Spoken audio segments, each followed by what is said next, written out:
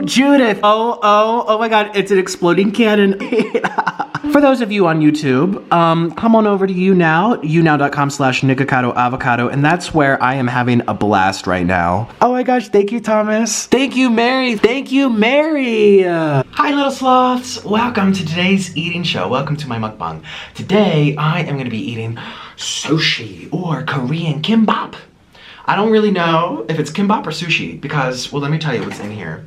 These are my chopsticks. I already opened them, by the way. So if you're eating with me, grab your chopsticks and let's eat together. This is actually vegan sushi and it has just vegetables. Oh, today's a big story time, you guys. I have to talk about the big elephant in the room, and it's something you guys have been asking about for a long time. And I'm finally gonna talk about it. That is why I'm considered a terrorist, why I'm on the blacklist at airports, and how I almost missed my flight to go get married in Florida. And it's the whole to-do.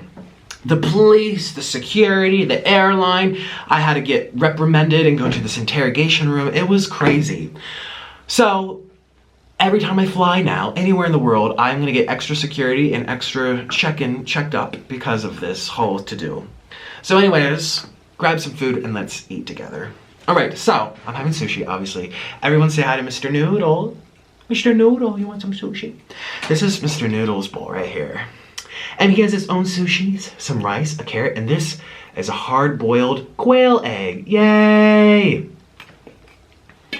And I have Korean kimbap dipping sauce. This here is sesame seeds with soy sauce and maple syrup to make it sweet. And all the Koreans do this, and now I do too. All right, I'm so excited to have my first bite. I'm so excited, you guys. And I didn't get to sing my I'm Back Home song. I'm gonna sing that for you in a minute.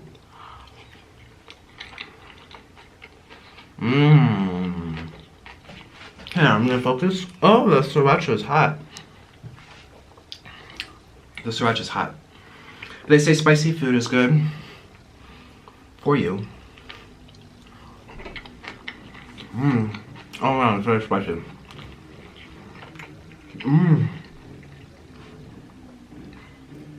Noodle. Oh, oops. Oh. Here, I'll give you the bowl. And you can pick it when you want. Which one do you want? Want the egg? Let's watch him eat the egg, you guys. Okay, watch him eat the egg. He's eating the egg. There he goes. He's very careful when he eats the egg. Now, don't make a mess today, because usually he's very careful.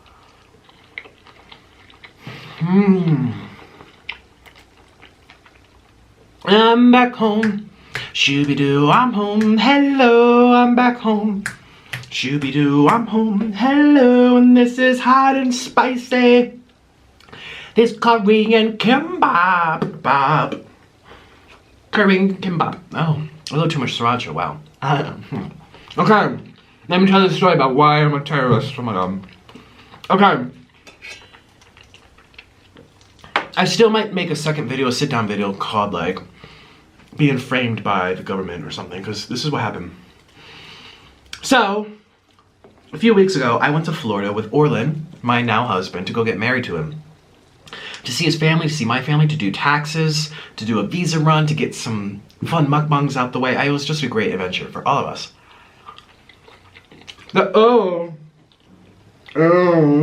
So much for being a slap noodle. Besides all the haters, I'm drinking water today, you guys. You guys know I usually never drink during my mukbangs. Well, today I am. Just fresh water. Besides all the haters, which, you know, really was hurtful, you know, our wedding vacation, every single wedding video we made, we got like tons of hate. But besides that, it was a great time. Noodle. Okay, are you gonna hold it this time? No? Okay. Yeah, I'll go like this. So, we went to get married, right? We live in Colombia, South America. He's scared of it. He's like, oh my gosh, I want you to feed me.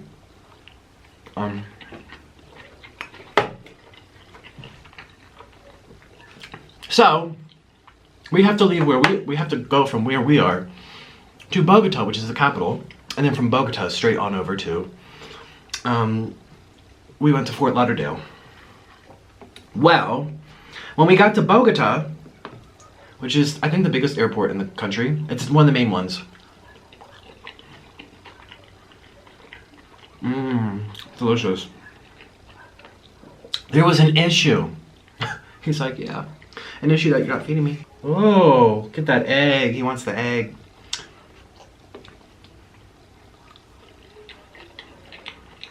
Great flavors, except it's a little too spicy. Oh, he's eating a carrot. That is so rare.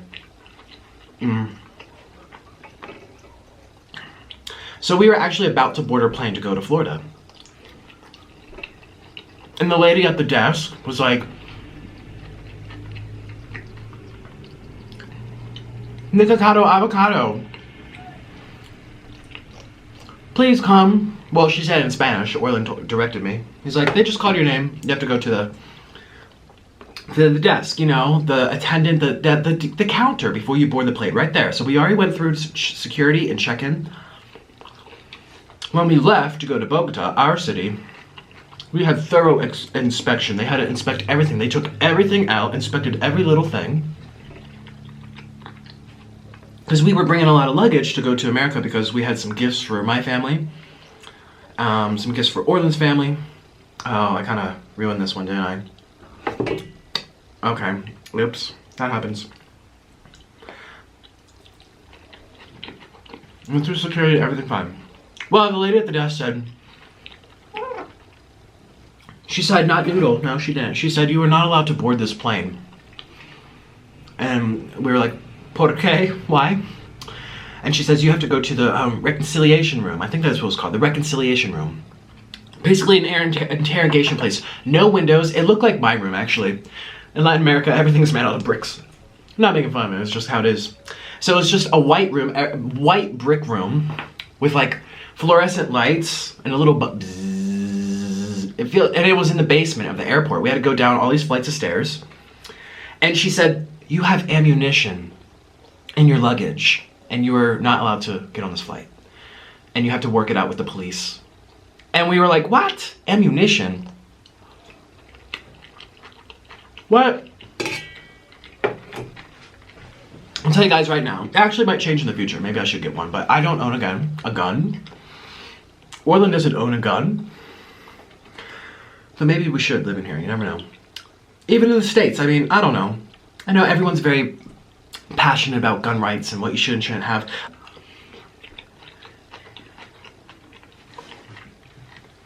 We don't. That's the deal. We don't. And there was one in our suitcase, right? I'm like, what? It could have meant anything.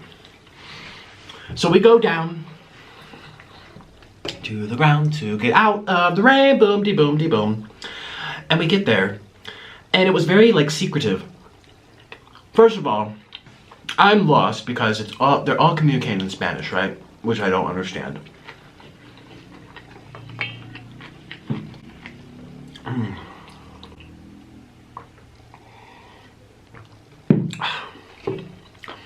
And it was my bag that had the ammunition. Now here's the thing. Orland and I took 2 bags each because we flew on a flight, airline called Avianca.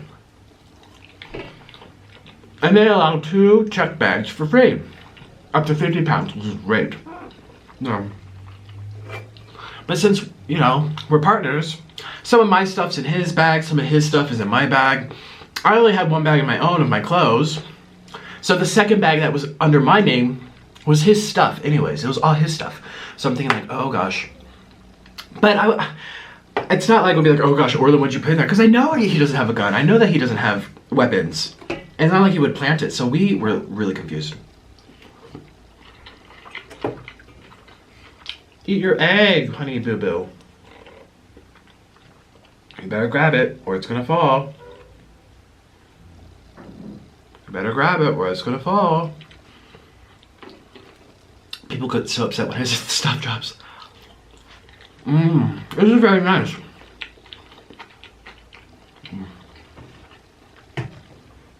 Yep, I knew it would. So Orland was just like, he doesn't speak Spanish, can I go in with him? Because so there's a guard at this door. It has all these buttons, right? It's a steel metal door. Beep, beep, beep, beep, beep, beep to open the handle. It has all these security cameras around us. We had to go through all these twists and turns. It was like a tunnel. It was this tunnel. And she wouldn't let us in. And we were knocking, hello. And she's like, you can't go until, excuse me, the officers behind the door say it's time to come in. So I'm just standing there thinking, like, getting all worked up. And this happened literally 20 minutes before our plane was about to take off. So they were already boarding at this point. They were taking their nice, sweet time. I don't know what they were doing in there. And she has her walkie-talkie and she goes, okay, listo. And Orlin has to stay outside. And they brought me in. She opened the door, escorted me into the scary room, closed the door, and here I am in a room that looks very similar to this. White bricks, fluorescent lights, bzzz. But there's like 8 people in the room. There's a steel, it almost looks like a restaurant kitchen. You know the kitchen behind the restaurant, the kitchen that makes your food at the restaurants? It's a table that's steel. So a steel table in the center of the room. And there's a bunch of airplane workers, I don't know what to call them. You know, the vests, maybe the traffic control people. 2 women that were also on cell phones. People, a guy holding a, what do you call it? A notebook of something to write on, you know? And then there's 2 policemen. And they were saying stuff to me, and I said, hablo no español. And one of the guys that was holding the, what do you call it, the easel, he came over to me and he said, we need to inspect your bag. And he said, do you carry guns? I said, no, I do not. First of all, I didn't even know it's illegal to bring a gun onto an airplane. I guess it is. What are you doing, Mr. Noodle? He's just looking. But they said ammunition, and he said, we found bullets in your how do I describe this thing? It's like a military bag. It's circular, kind of like this. It's circular, very, very big, and goes up, and then you tie it at the top. Looks like, you know the big drums in the marching band that they boom-ba-doo-boom-ba-doo-boom? That's what it looked like. A case for that, a case for a drum set or something. It was Orlin's bag. And nothing of mine was in there, by the way. So, my name was on it. So he said, we need to inspect. I'm like, okay. And he's like, but we have to wait for another officer to do it and to give us permission. He has to like record it and everything. And so we were standing there waiting. Oh, your egg. We were standing there waiting and waiting and waiting and waiting. And time is ticking. And I'm just standing up against the wall with my hands folded. Like this, just watching them all on their cell phones and walkie-talkies, talking in Spanish, pointing at my bag, more like puerto, you know, and everyone on their cell phones texting. And I said to the man that spoke English, the one that came up to me first, I was like, you know, I'm up against the wall, not saying a word, very nervous, like, what is in my bag? Well, I'm gonna miss my flight. And I said, my flight literally leaves in like 15 minutes. He goes, yes, we know, but we cannot open the bag without the other officer. Maybe he's like an official officer, I don't know. So eventually, time goes by. Oh, and Mr. Noodle drops his egg. Ugh. I don't know, 5 minutes, 10 minutes? Not sure. It seemed like forever because I was nervous. Si, senor. And they open up the door, the other door. And, you know, here comes the police officer. He has the gun. So, you know, he's legit. He has the gun here. And well, actually, the security guards had guns too. But they weren't allowed to do anything until this police officer came. They called the police. And I heard him explain, you know, because I know some Spanish words. And they were basically saying he doesn't speak English. We detected bullets in his bag. He's not allowed aboard the plane. We need to confiscate them. So they make me come over, and the police officer stands behind me.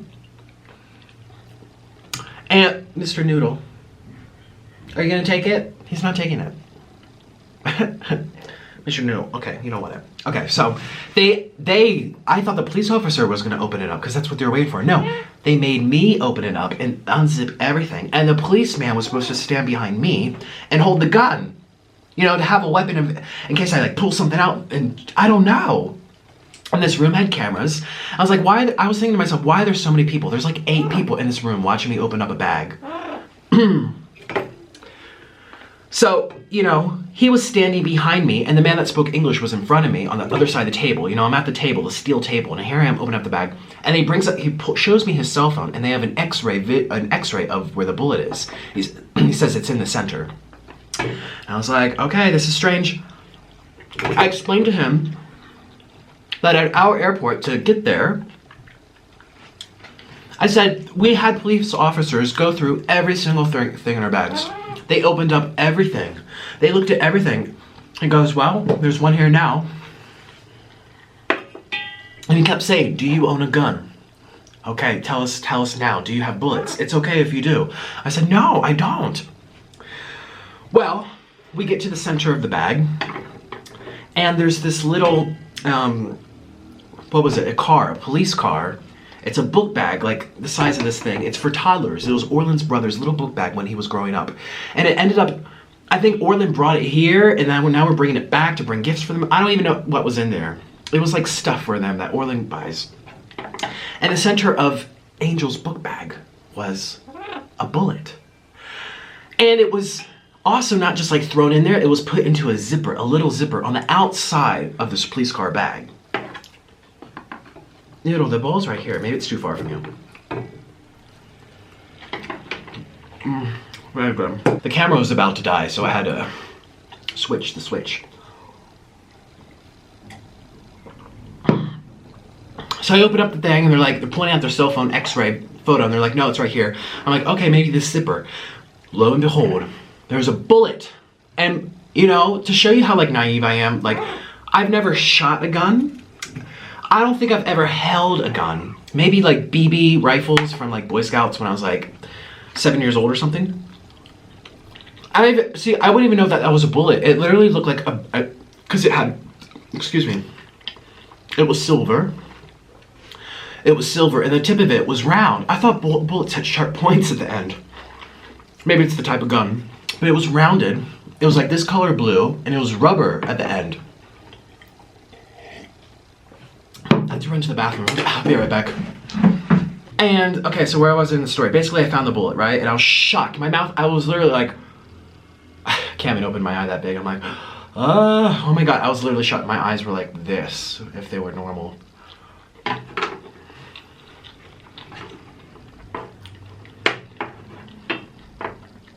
Shocked. And the guy that spoke English, he was like, is this yours? And I said, no, it's not. And he said, are you sure? Because you can't get on this plane if you don't tell us. And I said, I told you. This is not mine. Now, after the math, I was thinking to myself, they can check for fingerprints. My fingerprints would be on it, right? But then Orland told me that afterwards. Like, they should have checked for fingerprints and they didn't believe you. I was like, no, it does not belong to me. And the police officer came over, he was behind me, right? Came over, took the bullet, put it down onto my passport, and like 3 people come over with their cell phones, taking photos of my passport with the bullet, writing things down. They had this whole piece of paper with notes. I think one of the women that were in there were taking notes. No, either the man or the woman, because they both had those boards. What are they called? Those little easels, not an easel. Note board.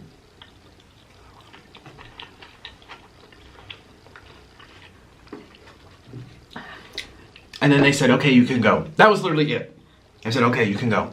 Or maybe I asked, I was like, can I leave now? Because it was just like, they weren't talking to me. They were talking amongst themselves, and I had no idea what they were saying.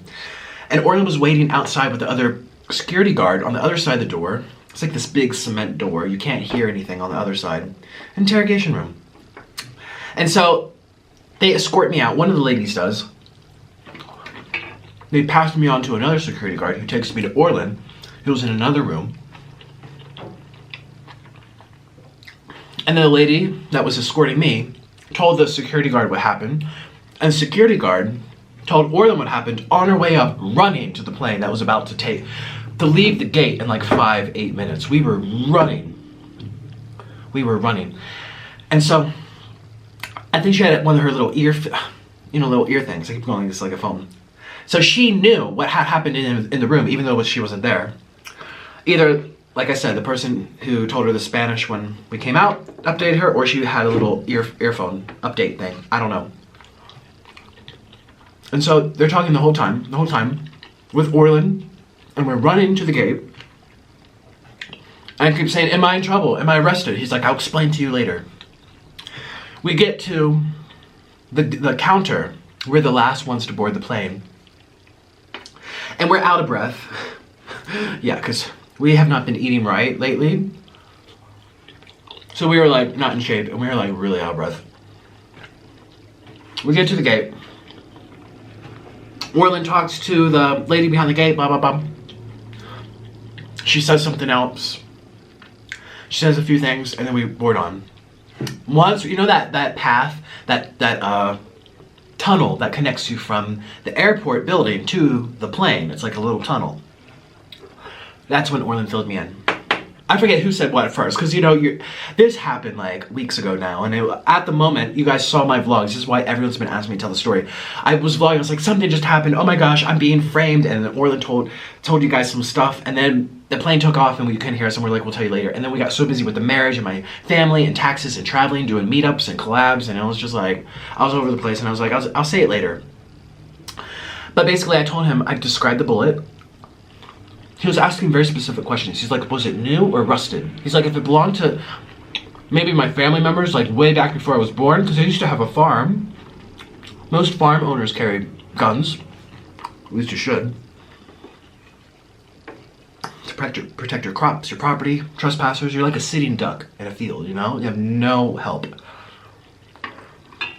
And I was like, no, it was shiny. It looked like this. It was very shiny. And I was okay. He's like, talked about the bullet, describe it. And talked about the bullet, he goes, okay. I don't think that belonged to my family's. It would have been rusted, all this kind of stuff. So we seat onto the plane, right? Ooh, we get seated onto the plane. I'm just saying, I had no idea what they're doing. I told him the whole procedure. How they made me unpack it, how the guy with the gun came in. How everyone was just standing on their iPhones, like texting. He's like, yeah, it's ridiculous. Like, we almost missed my flight because of this. I'm like, I know, it's crazy. All because the policeman didn't come fast enough.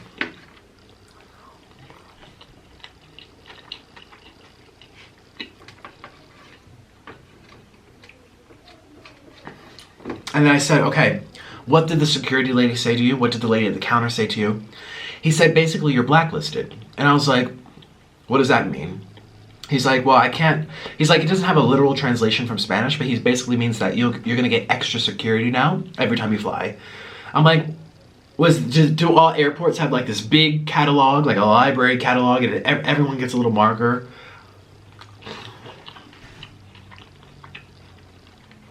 So I don't understand how airports work. Like if something goes wrong at the airport, will the airport on the other side of the world know what you did? You know? I don't understand how that works. But lo and behold, when we got to Fort Lauderdale, yeah. Well, you guys saw my vlog too. I got separated from Orlin. Now this is in English, so I can understand, you know, what they're saying and stuff. Yeah.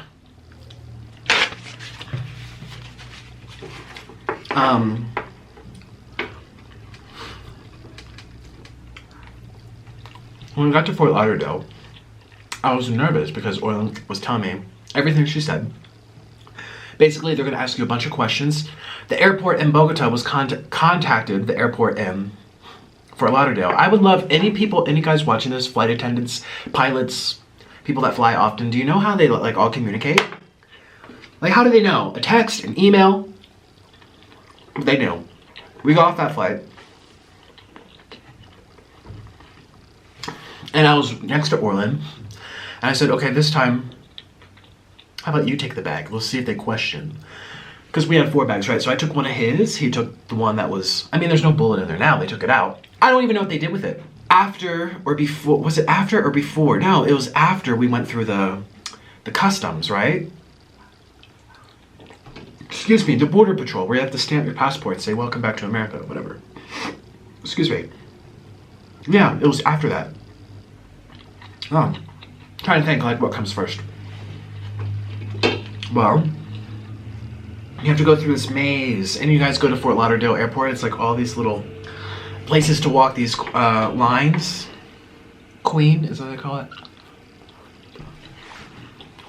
And we go up to the guy, looks at my passport, scans it into the thing. All of a sudden, he looks at his phone and he says, both of you, come this way. And when I said, how come? He said, come this way. Now, grab your stuff. And I'm walking with my 2 pieces of luggage, and I look behind me, and he's saying something to Orlin about the bag. He's like, what's in this bag? He's like, there's nothing in this bag. He's like, what? And another police officer from over here was coming to me and pulling me this way and saying, come this way. I'm like, what about Orlin? He goes, no, he'll be fine. And so I got separated from Orlin. And so I had to go into a room. Orlin, I didn't find out until afterwards what happened to him. And apparently they were being very, like, racist to him. Like, it's obvious that because, by the way, whenever you're watching this video, this is all taking place around the time of all the,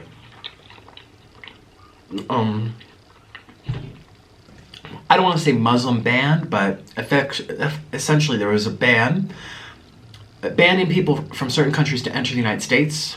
And it affected everyone, even citizens. And if you have a certain last name, they're going to question you. I think it happened to, what's his name?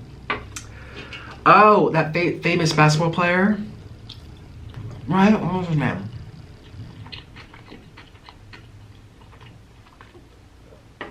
Something Ali. Or maybe a boxer. Some kind of sport. Something. Muhammad Ali, right?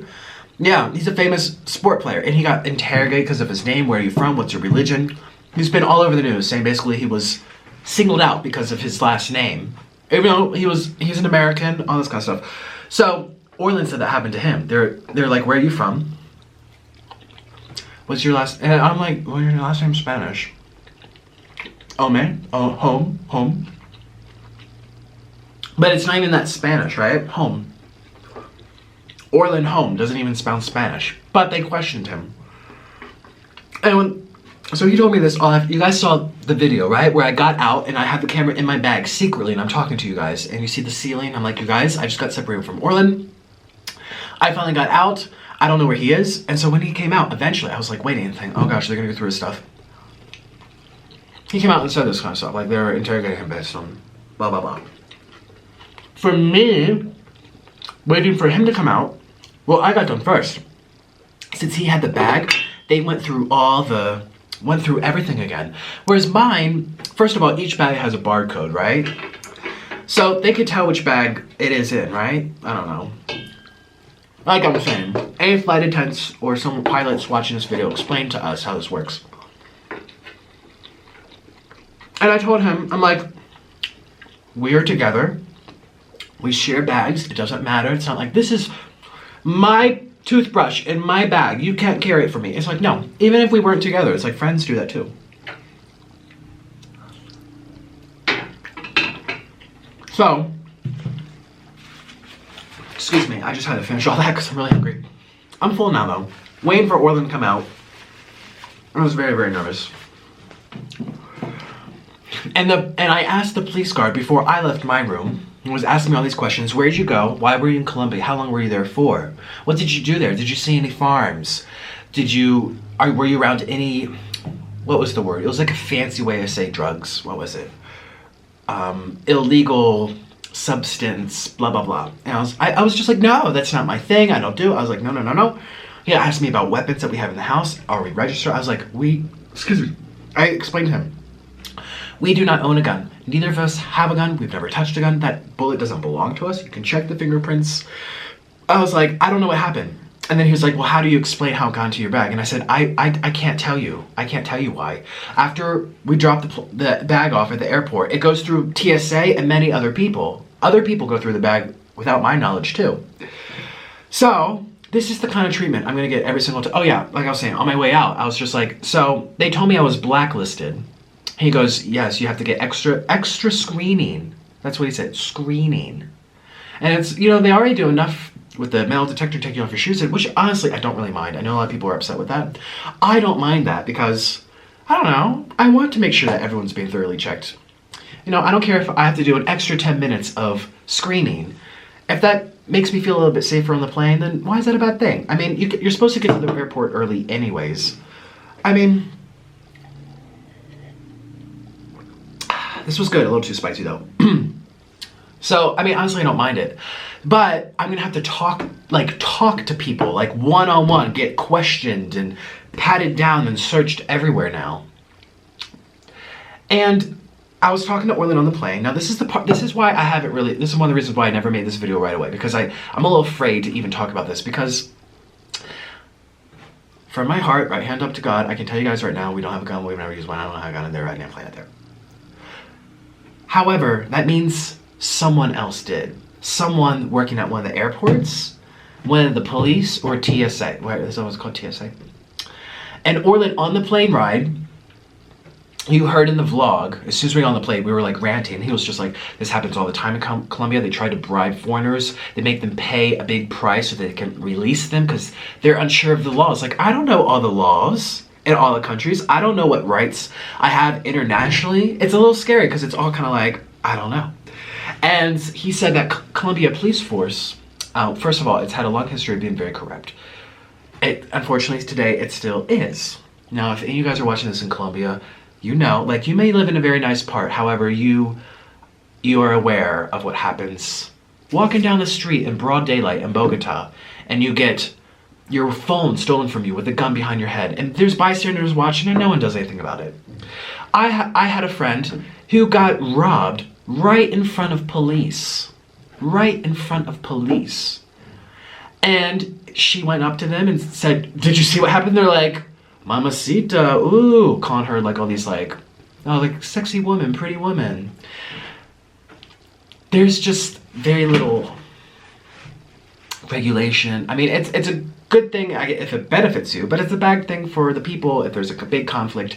And in parts of Colombia, it is getting better, but in general, it has a long way to go.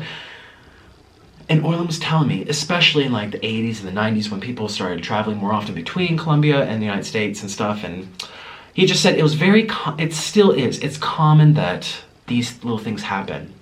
And they try to say, you're gonna pay us quietly, like the police says, you know, give me 100,000 pesos and we won't talk about this. I don't know, I know nothing, you know nothing. And this kind of stuff has happened to some of Orlin's friends. Orlin's mom's friends, or family members of friends. You just know stories that this happens. And Orlin suspects, he's willing to bet money on it that this is what happened to me. One of the police, or someone working at the airport, planted it in because something like that is cheap. A bullet's cheap. They're not going to plant a gun. That's too much money for a lot of these people. They do something cheap that's enough to be a distraction. That was our other theory. I was a distraction, that someone who was trying to smuggle something big in planted that into me to distract the security from something bigger. And I told her, I was like, I don't think that's the case. If they found a little bullet in their screen, they're gonna find a gun or any other bomb or whatever you're thinking of. So that was a very nervous plane ride, as you can imagine. Like, what is on this plane? They're trying to hold up this plane for a reason, knowing, like, if someone had like this pre-knowledge, you know, I'm this white guy, I was one of the only white people getting on that plane. My name, Nicholas, is not very Spanish, so it's just like I stand out like a sore thumb for various reasons. So that's what I think happened. However, I didn't pay. I didn't go through any kind of negotiation or bribery or like, you do this and we let you go, or we won't blacklist you if you, right here in this room, give us all, you know, some change or something in your pocket. Just Google some stories about this. And Orlin said this is why. Because he made such a big fuss about it. Because he contacted the airline. There are lots of different, you know, the police is separate from the airport people. The airport, it's like it can all, if there's more people involved, it's harder for this stuff. I'm sorry, I'm like still tearing. It's harder for this stuff to go through, right? And nowadays, since there's more and more security at airports, it's harder for this stuff to work. But he called the airline, waiting for me. A lot of people, there are other people in the room that he was waiting for me, that he was just talking about the whole thing. So there are too many people knowing what was happening. And he thinks that's why they didn't try taking money from me or doing any kind of bribe. So, yeah. Yeah, I remember where we live, there was an incident down the street. And I'm not going to go into the details, but with the people involved, you know, of course you call the police to see if they do something. And the neighbors talk here. This is one of the reasons why people think, like, why don't you have someone watch Miss Kitty? And we're just like, it's best to keep to yourself here, and you don't want to trust too many people. Well, the neighbors still talk, you know. They'll talk to Orlin. Like, he's not going to talk about stuff. He'll listen to what they say. And some of our neighbors were talking about what happened and how the police basically did nothing and laughed at the incident. And they're saying, you know, buy us some beer. We want some nice beer. And then maybe we'll record your case and stuff. And it's like, it's this way in Mexico too, I believe. I've talked about this kind of stuff before, and some of my Mexican viewers, hi, you're like, oh, this happens here too. In Honduras, Nicaragua, I don't know what it's like in Venezuela. I mean, every country is different, right? But this is just the situation I was in. And it's just frustrating. Now, if I ever take a plane flight, I'm going to go an extra hour early because I don't know what's going to happen. And also, I'm going to do double check the bags that I pack my stuff in before I bring it through. Because, you know, I just need to know. Because here's an honest thing too. It's like, I didn't actually go through each little zipper up. No. I think just the one I put my clothes in. And it's like, I should know. Say something gets planted, excuse me, after I get off the plane. And I don't realize it, and I'm on my vacation, I go home, and then coming home, it's still in there, and I like open up little zippers and check every little corner. And then I would think it came from my vacation when it really came from home. You know, if you're traveling with luggage, you know, actually check the corners of every zipper. You know, I don't think most people do that. Maybe you do, but I make sure it looks empty and then I throw my stuff in. So, and this doesn't just happen in Colombia or Latin America or South America. There's been so many instances, reports in the United States of TSA. You know, once your bag goes through security, because they have this international law, they're able to get through anything. And it's called international law, I think, where they should be able to do that in case there's a weapon. You know, in this case, they could have just taken it out themselves, but they wanted me to do it for whatever reason. Where cases of them taking laptops and computers and phones and expensive stuff. And that's in America, where you think, oh, everything's more regulated, there's more security, oh, home of the free and everything's wonderful. No, there's still corruption in America too, with traveling.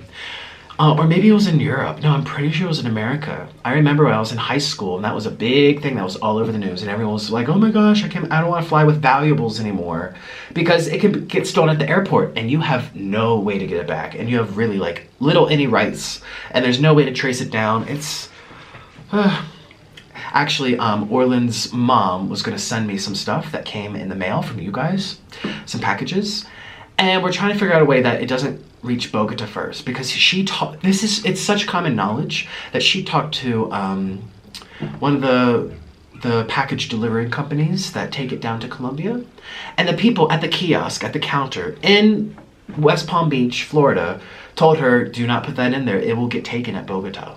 She's like, I'm telling you right now, it will get opened up and stolen. Do not put that in there. So you don't have much control in this world for certain things, and it happened to me. I got framed, and you know, while they made it such a big deal, I also think to myself, as I'm like, Orlin, what would I do with a bullet without the gun? Like, what is that considered dangerous for? What, am I gonna throw it at someone? Boom. Well, in that case, take everyone's spare change. Quarters are about the size. I don't know, it's just, to me, it doesn't even seem like that big of a deal, but apparently it is. So that's my story. And, yeah, it was quite the hassle. And I don't really know what else to say about it. It's just unfortunate, it's the world we live in. And I want to hear from you guys. Do you remember the TSA scandal at the airport? Where they were stealing people's belongings from their luggage at the airport, and there was no way to get it back. It was all illegally done in the soil, on land of the United States. Do you remember, have you had this happen to you, where things disappear or appear in your luggage that you did not plant? This is why they're so strict now on the announcements. You're just like, never leave your bag alone. Never leave your bag alone. It's like, your bag is alone for like most of the journey. You don't know where it goes unless it's your carry-on, right? Yeah. And any of you guys in Mexico, Latin America, Colombia, where you've had this happen to you, or friends, or what's the police like where you live? So, anyways, not directly pointing fingers at any particular people here, but this is all my theory as to what happened, and I'm done my meal, and I'm done my chit-chat. Thanks for listening to my story. If you liked watching me eat sushi and you want to hear more story times, subscribe and click the thumbs up button so that I know.